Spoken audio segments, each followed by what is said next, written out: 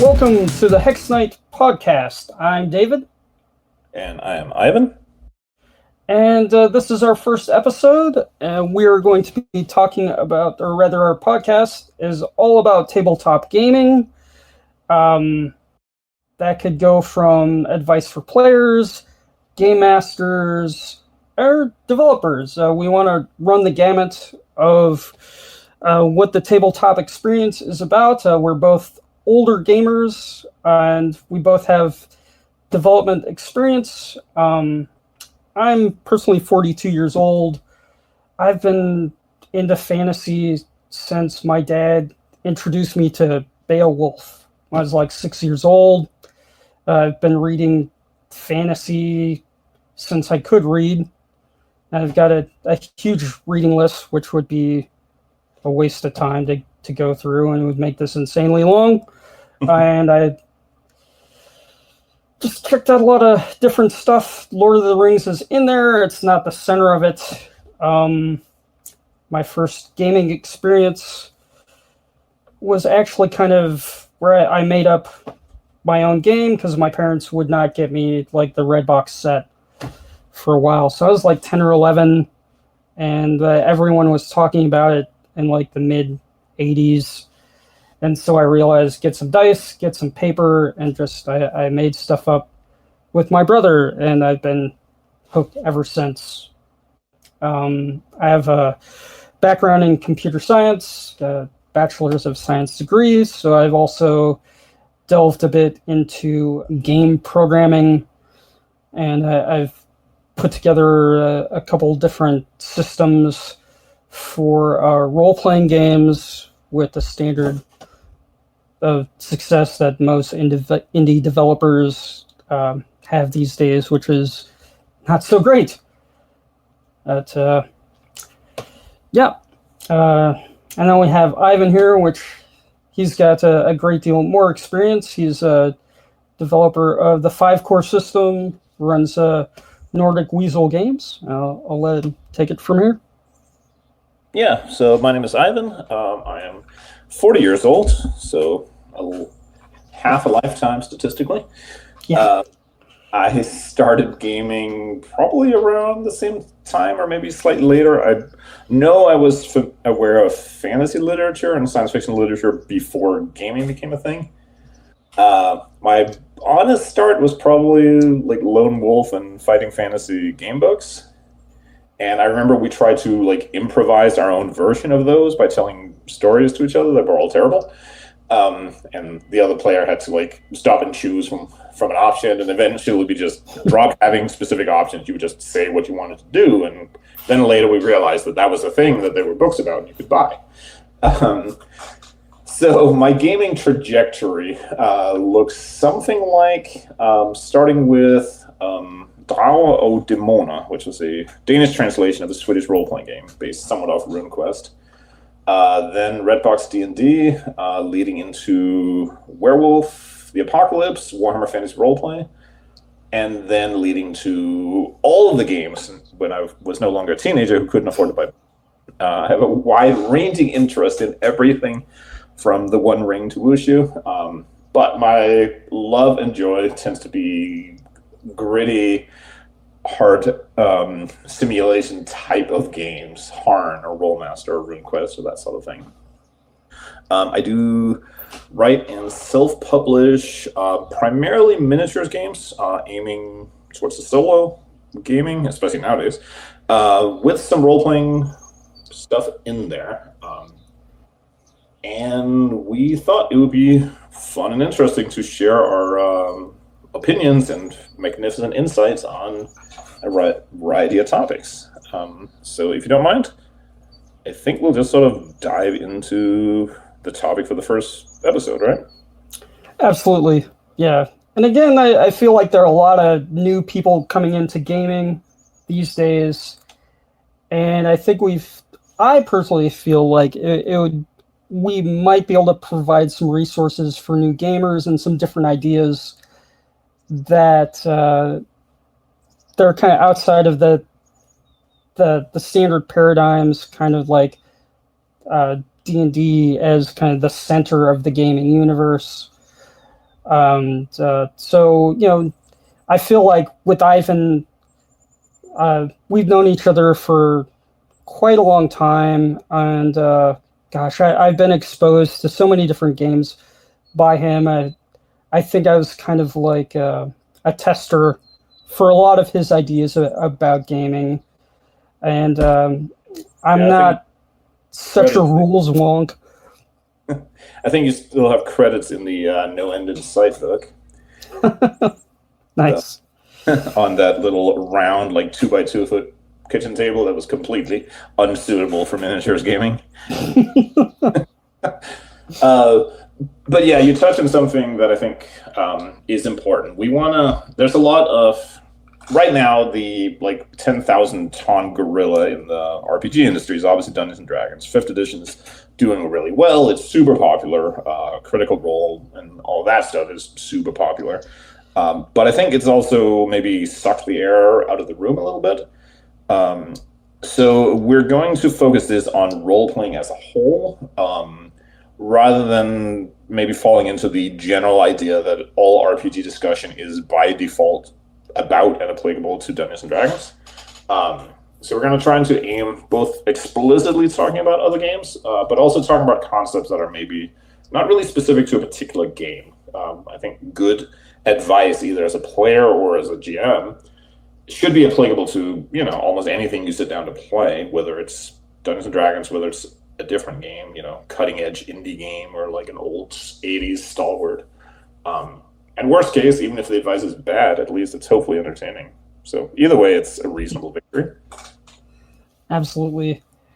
It can be so refreshing to get away from just even the standard dice set of D&D. Like the D20 as the attack die. Like having it could be a revolutionary experience just to get away from dice altogether and play a game with cards, change up initiative. Because everyone is so caught up in the mechanics. And that's one thing that personally drives me crazy is playing a game that's really dependent, a role-playing game especially, that's really dependent on the mechanics, and you have people trying to min-max mechanics all the time, and essentially you're playing like spreadsheets. It's like that Linux game Progress Quest. Well, you're one person at the table who's there to win D&D. Yeah, and I think that's one thing we want to kind of promote also is like, you don't win at role-playing games. I mean, we'll talk about strategy games definitely, because that's Ivan's wheelhouse. There are war games, which are great, and they are really mechanically oriented, and they are set up where one side wins, and that can be really exciting. But even then, I feel like there's a narrative flow to like the way military scenarios play out, and that's what I'm really interested in. And I think there's a lot of overlap.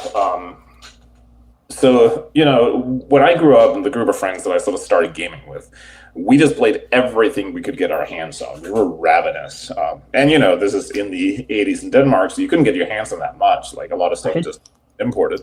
But anything, card games came out, board games, role-playing games, like LARPs. We wanted to try it at least once, and one more time just to make sure. And it was always a surprise to me later in life, learning that a lot of people only play like one kind of game. It always puzzled me that you had like people who play role-playing games, but they don't play miniatures. And you have miniatures gamers who don't play board games. You have card gamers who don't play role-playing games. And it was always strange to me, because to me, this is going to sound a little snooty, but it was always like self-evident to me that these games all had all these things in common, and they had all these overlaps and ways they interacted with each other. So that's something that I think we would definitely love to dive into, like how do you add a little character to your war games session? How do you add a little what can role players learn from military games, or the other way around? Like there's a lot of these overlaps that don't get discussed, and I think being a little cross culture, cross discipline, sure, can teach everyone an awful lot. Absolutely.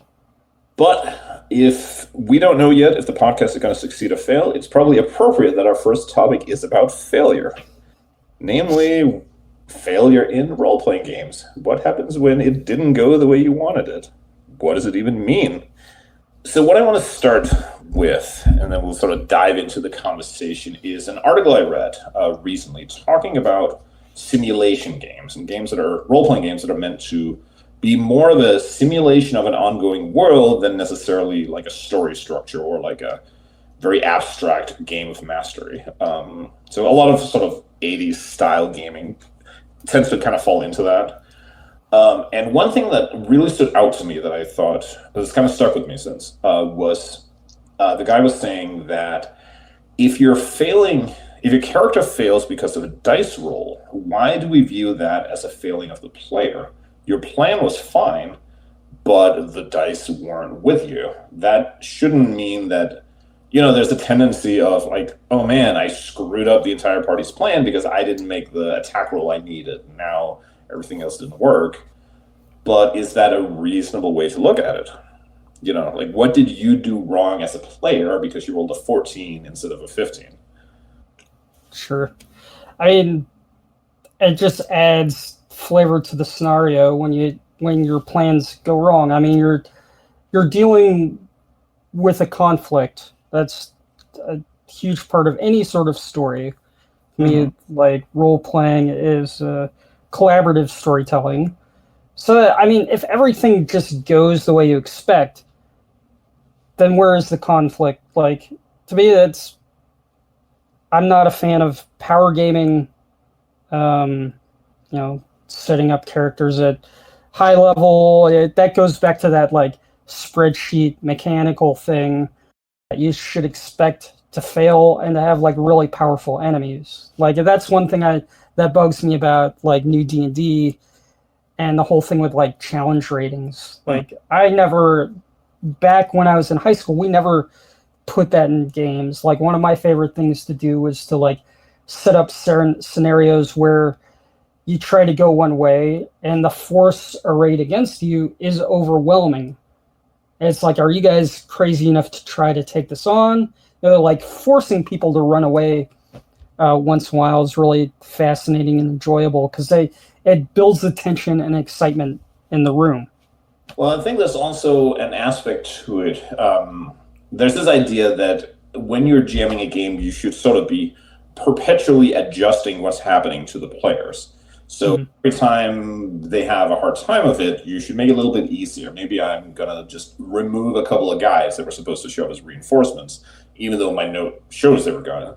Or the other way around, like the players bulldoze the encounter, and, well, maybe I'm going to beef up. Like, it turns out that the bad guy was actually a dragon all along, and now it's a big fight.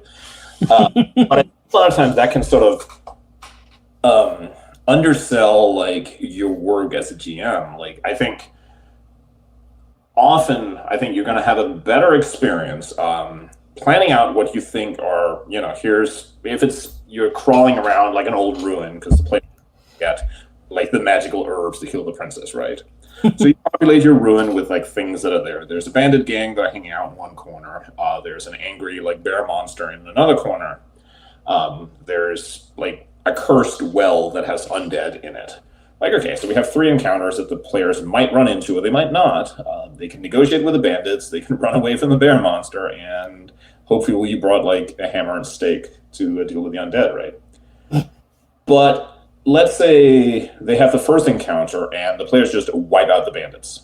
They come up with a plan to ambush them, they roll in, and before you've rolled 3 dice, the bandits are all like dead or running away.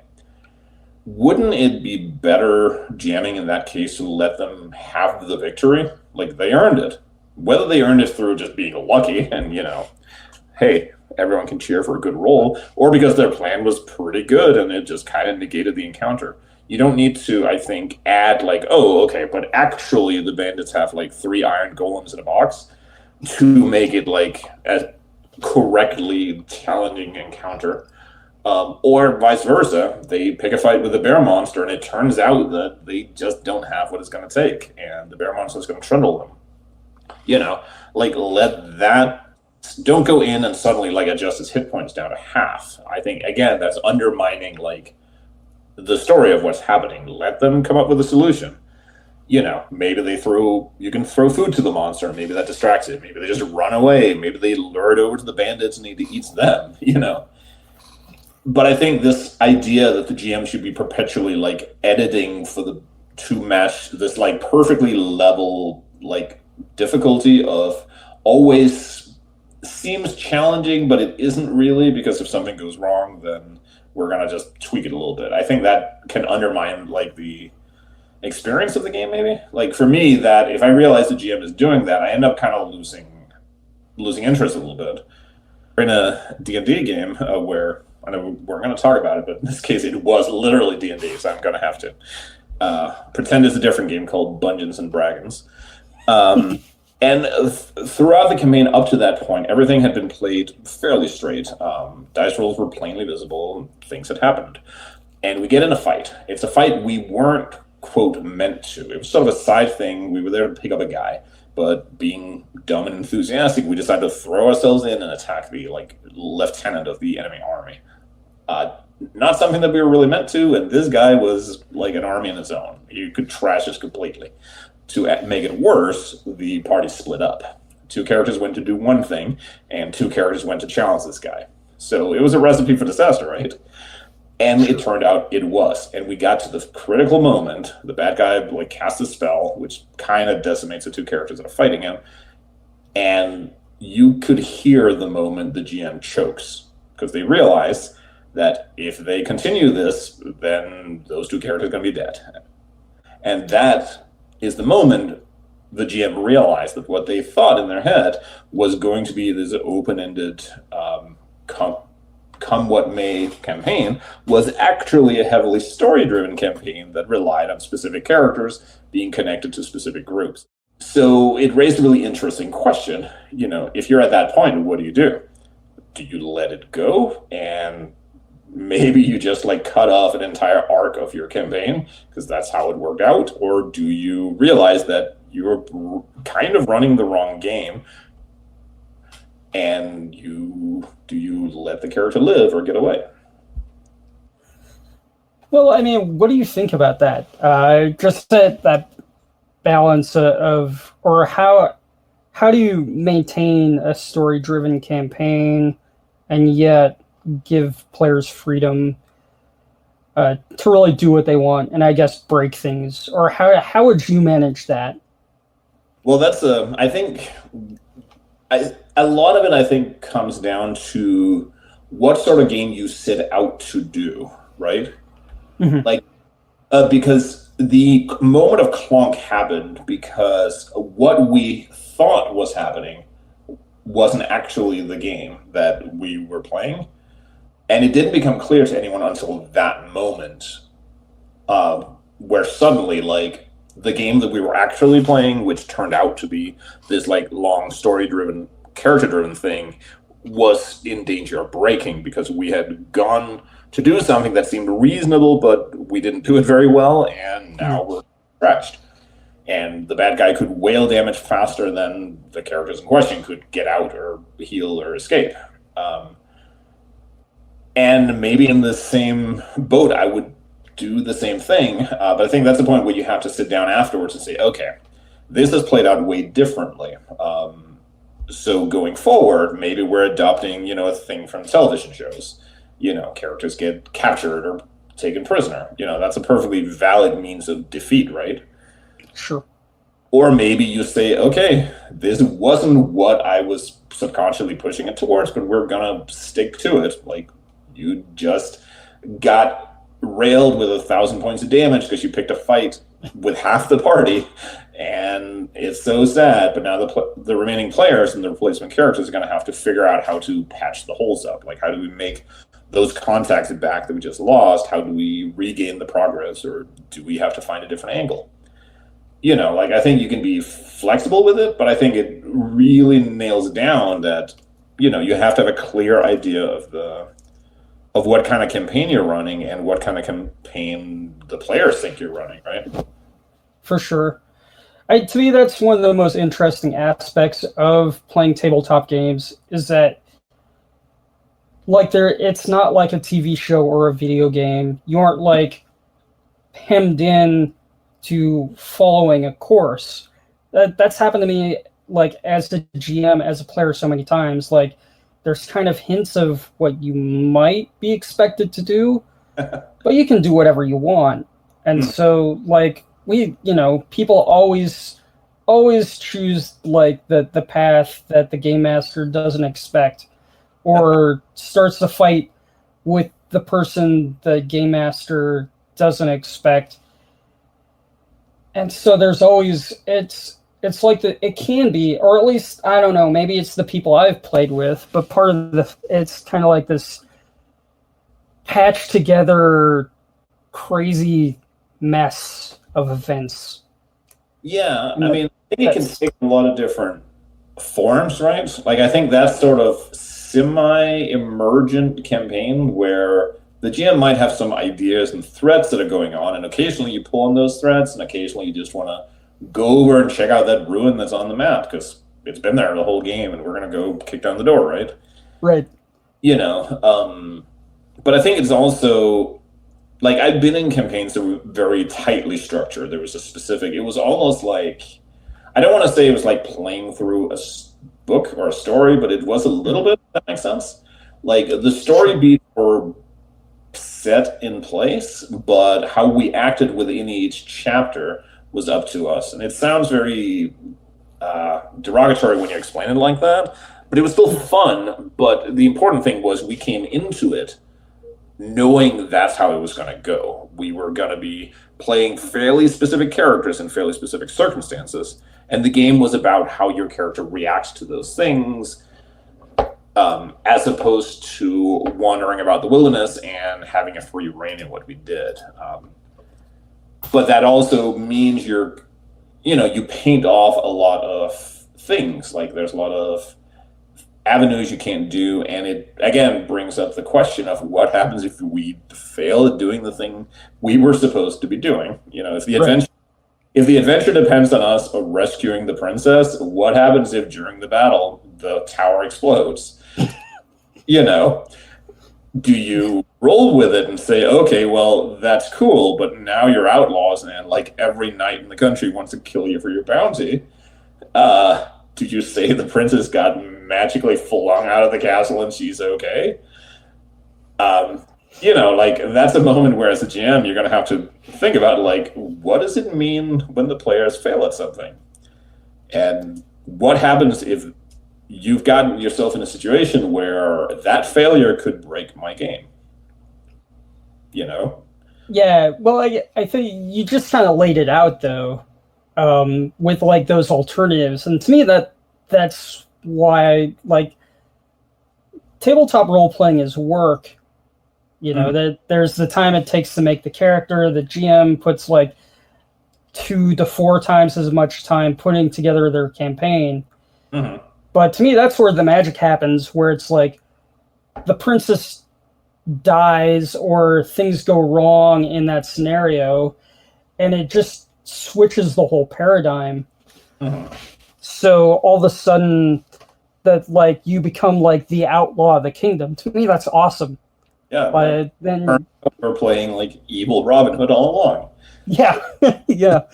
But part of the go ahead. It just, like, it makes the world, like, so there are real consequences that change the world, and you're all kind of working together through that scenario. And again, like, that's incredibly fascinating. Or just seeing, like, how the pieces go together or break each other. Mm-hmm.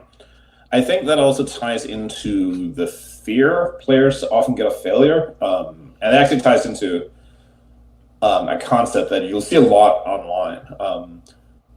But I think a lot of people get afraid of failure because we've all had a game with a bad GM where it's like, well, I'm trying to knock down the door. And like, okay, so roll for strength. And you roll for strength, and you fail. And you're like, okay, well, can I open the door in some other way? Nope. Well, can I try again? Nope.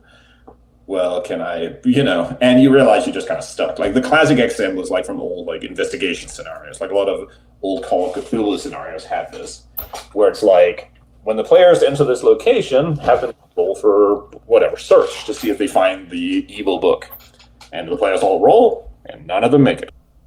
And this concludes Section 1 of Episode 1 of the Hex Knight podcast. We greatly appreciate people stopping by and listening to our first episode, and hopefully it doesn't suck too bad, and you've been somewhat entertained by what we've got going on here, and you might check it out next time.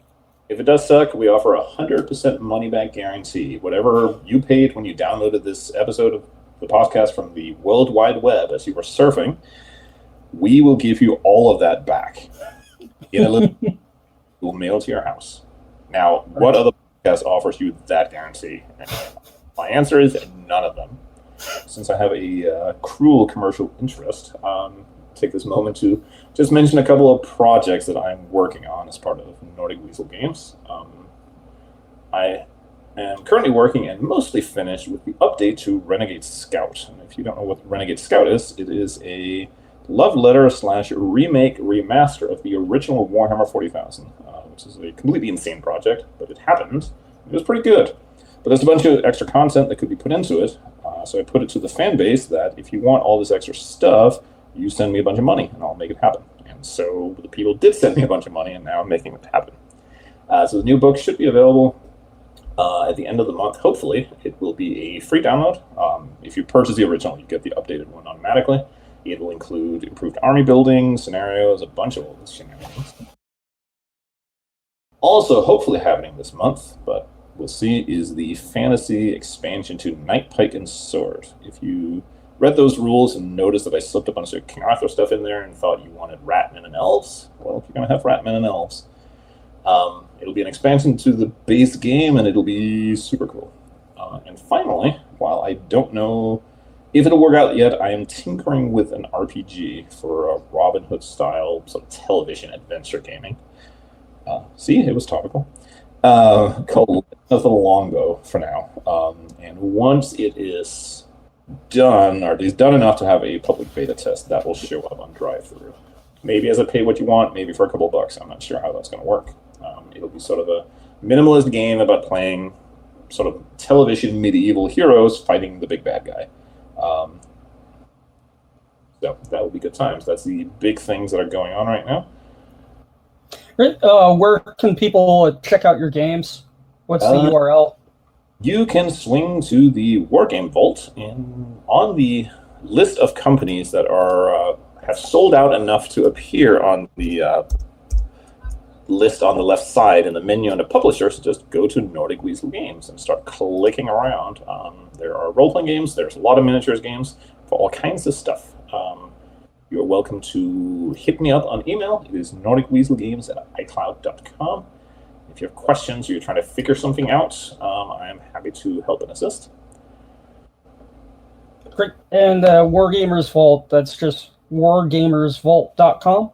It is wargamevault.com. It is the Wargame Vault.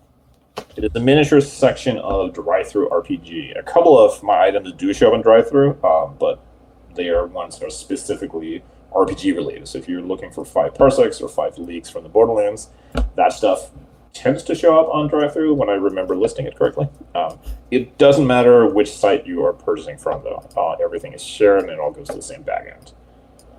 So that is the best places. If you want to follow my musings on topics, mostly surrounding games, you can visit the 5 Men in Normandy blog on Blogger, although I am hoping to migrate that away. That is it. I think go out and run games that aren't bad and stop gaming with Steve. He doesn't even bring pizza. Great. Yeah, thanks again, everyone, for listening. And again, you can check out Ivan's games at wargamevault.com, and it's Nordic Weasel Games.